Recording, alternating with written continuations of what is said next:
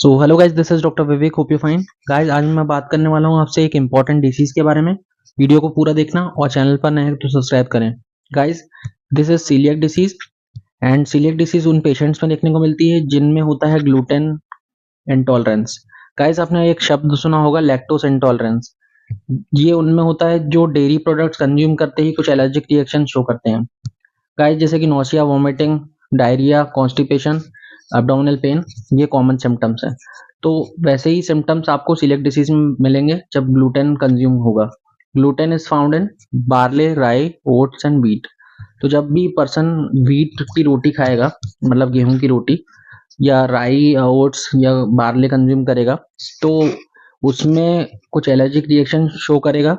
And allergic reaction जैसे कि symptom के फॉर्म में mouth ulcers, damaged tooth enamel, joint pain, joint swelling होगी, वीक और सॉफ्ट बोन्स हो जाएंगी, delayed puberty, miscarriage, problems getting pregnant, early menopause होगा, ब्रेन में headache, brain fog, chronic fatigueness, anxiety, depression and diarrhoea, constipation, bloating, abdominal pain आपको होगा, weight loss होगा, skin में इची रैशेस मिलेंगे, ब्रिटल नेल्स मिलेंगे।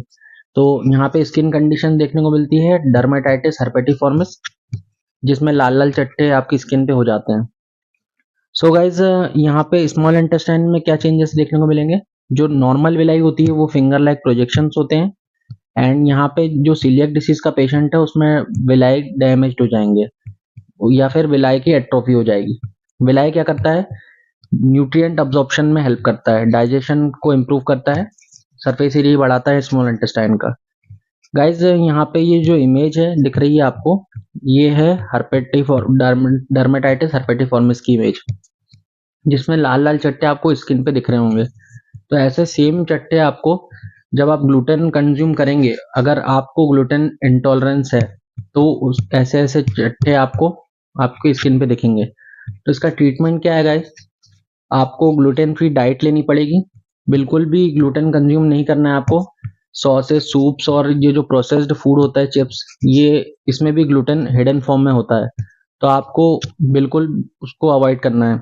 यहाँ पे safe foods for people with celiac disease, fruits and vegetables consume कर सकते हैं, meat, poultry and fish unprocessed form में, dairy products unless you are lactose intolerant, gluten free grains like rice, quinoa and millet and nuts, seeds ले सकते हैं आप। तो अब बात करते हैं सीलियक डिसीज के डायग्नोसिस की। तो गाइस, इसका डायग्नोसिस बड़ा ही सिंपल है, आसान है। यहाँ पे ब्लड टेस्ट करवाते हैं डॉक्टर्स, जिसमें ब्लड टेस्ट में पता चलता है antibody, anti टीटीजी, IgA. Guys, transglutaminase एक एंटीबॉडी होती है जिसका लेवल एलिवेट हो जाता है ब्लड में अगर आपको सीलियक डिसीज है तो। साथ में एंडोस्कोपी भी करवा सकते हैं। एंडोस्कोपी में स्मॉल इंटेस्टाइन के चेंजेस पता चल जाते हैं, विलाई जो फ्लैट हो रही है, एट्रोफी हो रही है। यहाँ पे देख सकते हैं, ये है एंडोस्कोपिकल इमेज। गाइस, कुछ रिस्क फैक्टर्स भी हैं जो रिस्पॉन्सिबल है सीलियक डिसीज के। तो गाइस, सीलियक डिसीज के मेन जो रिस्क फैक्टर हैं वो ऑटोइम्यून डिसीजेस है, type 1 diabetes, thyroid disease and Addison disease, और chromosomal abnormality, down syndrome, Turner syndrome. Celiac disease का डायग्नोसिस कुछ 4 में से 5 पॉइंट पे डिपेंड करता है। जैसे कि टिपिकल सिम्टम्स अगर आ रहे हैं, क्रोनिक डायरिया है, वेट लॉस है, एनीमिया है, फटीग, स्टंटेड ग्रोथ है, आईजी एंटीबॉडीज है फॉर टीटीजी, HLA-DQ2 और DQ8 जीन्स हैं, स्मॉल इंटेस्टाइनल वॉल डैमेज है, benefit from gluten free diet. तो अगर ऐसे कोई 4 सिम्टम है 5 में से, तो आप समझ सकते हैं कि आपको सीलियक डिसीज है। और गाइज, मैंने बताया था HLA-DQ2 और DQ8 जो है वो रिस्पॉन्सिबल है इस डिसीज